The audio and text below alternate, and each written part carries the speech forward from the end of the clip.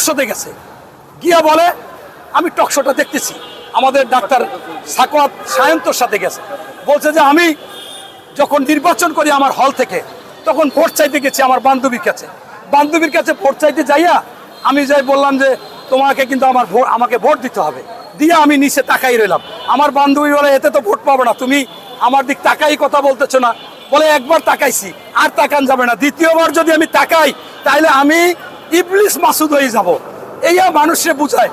আমি আমার ওয়াইফরে ডাকলাম যে শোনো দেই, ছেলেদের হলে কি মেয়েরা ভোটার হয়?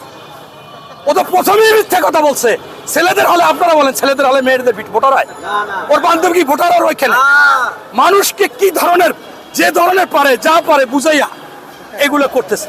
এখন আমি আমার ওয়াইফরে বললাম যে আমি কলেজ জীবনে একটা গল্প বলতাম যে আসরের নামাজ পড়ে এক লোক পাহাড়ে বাইয়ে উঠতেছে, হঠাৎ করে প্রস্রাবের বেগাইছে, প্রস্রাব করছে, তখন ওই কেরসের নিচ দিয়ে গেছে, তাহলে কি উজু যাইবে? হয় না, কেরসের নিচ দিয়ে গেছে, উজু যাইবে না। আমি বললাম প্রস্রাব করলেই তো উজু চলে যায়, তোমার এটা বুঝতে হবে।